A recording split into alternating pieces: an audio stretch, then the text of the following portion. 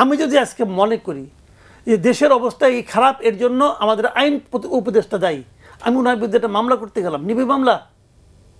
নিবে? আইন উপদেষ্টা ফোন করে দিল, নেবে না? গত 15-16 বছর ধরে আমরা খুব একটা কথা বলতাম, কিন্তু সেটা হলো হয়রানিমূলক মামলা, মানুষকে হয়রানি করার জন্য মামলা। তো আমাদের খুব একটা প্রত্যাশা ছিল যে নতুন সরকার, এরা আবার বেশ ফলাও করে বলছিল নতুন রাজনৈতিক বন্দোবস্ত মিনিং আমি 7 মাসও বুঝে সারি নেই, 9 মাসও। তো তার মধ্যে আমরা অনেক কিছু আশা করেছিলাম যে হয়তো তাহলে কিছু একটা হবে, কিন্তু এই মামলা বলেন, মামলা পরিচালনা বলেন, মামলা সংক্রান্ত প্রশ্ন উঠলে সরকারের যে রিয়েকশন বলেন, এই সবগুলি একই, আগে যেভাবে ছিল সেভাবেই বলা বলি হচ্ছে। আইনমন্ত্রী বলছে জনগণ যদি মামলা করে আমরা তো তাকে ফেরাতে পারবো না। আচ্ছা মতি ভাই, আমি জানি না আপনার অভিজ্ঞতা আছে কিনা, আমার থানায় যাওয়ার 2-1 বড় অভিজ্ঞতা আছে। আমি তো জেলে গেছি বহুবার। না, এটা জেলে গেছেন, আপনার আসামি হয়ে গেছেন, কখনো মামলা করতে গেছেন? আমি মামলা করি নাই। এই তো মামলা করতে যান একদিন, আপনার মামলা তারা পুলিশ নেবেই না। একটা মামলা নেওয়ানো যে কত কষ্ট, মানে এসপি ফোন করে দিয়েছে থানায় মামলা নেও, তাও মামলা নেয় নাই, এমন ইতিহাসের কোনো ঘাটতি নাই।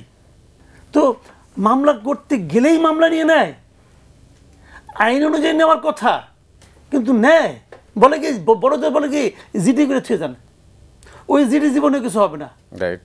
তো আইনমন্ত্রী যেরকম বা আইন উপদেষ্টা যেভাবে সহজে বলেন জনগণের মামলা করার অধিকার আছে, আর ঠিক আছে হাইপোথেটিক্যালি ধরেন, আমি যদি আজকে মনে করি যে দেশের অবস্থা এই খারাপ, এর জন্য আমাদের আইন উপদেষ্টা দায়ী, আমি ওনার বিরুদ্ধে একটা মামলা করতে গেলাম, নিবে মামলা?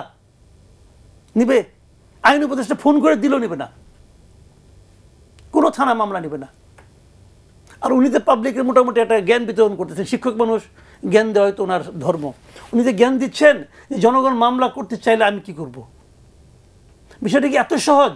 আপনার মনে আছে যেটা এখান পান্নার বিরুদ্ধে একটা মামলা হলো, তারপরে উনি চিল্লাচিল্লি করলেন, উনি ভোকাল মানুষ, কথাবার্তা বলেন, ওনার পক্ষেও অনেকে কথাবার্তা বললেন। 2 দিন পরে ওই বাদী বলে কি যে আমি তো ওনাকে চিনি না। তো তুমি যাকে চেনো না তার বিরুদ্ধে তুমি মামলা করলা কেন? তার নাম, তুমি নামের বানানোতে কোনো ভুল হয় নাই, তুমি যাকে চেনোই না তার নামের বানান তুমি কিভাবে লেখলা? উনি বললেন যে বিএনপি এবং জামায়াতের কিছু উকিল আমাকে এই নামটা লিখতে বলছে, এটা করতে বলছে, আমি করছি, আমি সাইন করে দিচ্ছি। তারপরে কি হলো? তারপরে যেটা এখানে পান্নার মামলা, উনি প্রত্যাহার করে নামটা প্রত্যাহার করে নিলেন, বাদী কিন্তু প্রত্যাহার করে নিলেন। তো এর মধ্যে এই ঘটনাগুলো আমরা জানতে পারলাম।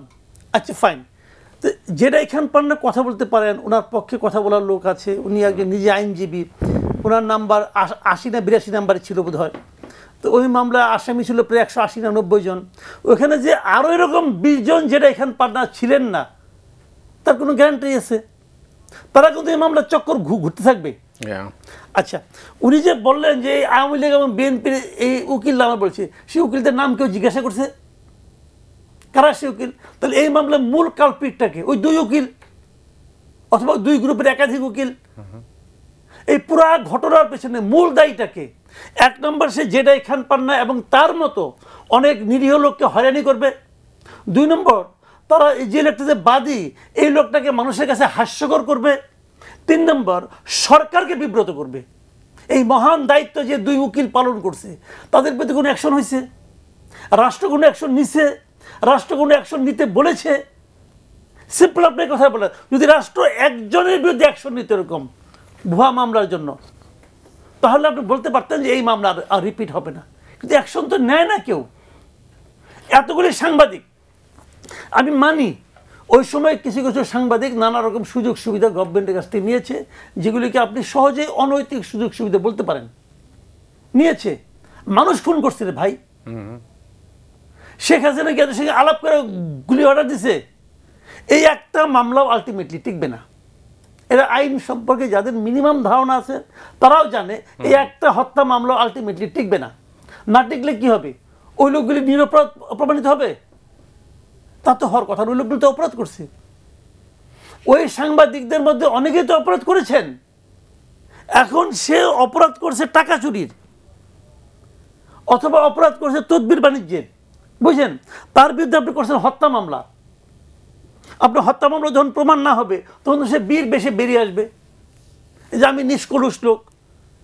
তাহলে কি হলো, ওনার যেটা প্রকৃত অপরাধ সেই অপরাধেরও বিচার হলো না, আপনি ওনার নাম হত্যা মামলা করে দিলেন। তাহলে কি হলো, এই লোকগুলো আসলে সরকারকে বিব্রত করার জন্য এবং ওই লোকগুলিকে প্রকারান্তরে হেল্প করার জন্য এই মামলা বাণিজ্যগুলি করতেছে, আর নিজেদেরকে হেল্প করার জন্য অনেক নিরীহ লোকের নাম ঢুকাই দিয়া করছে। তো এই যে কাজগুলি, এগুলোতে আলটিমেটলি লাভ হয় কার?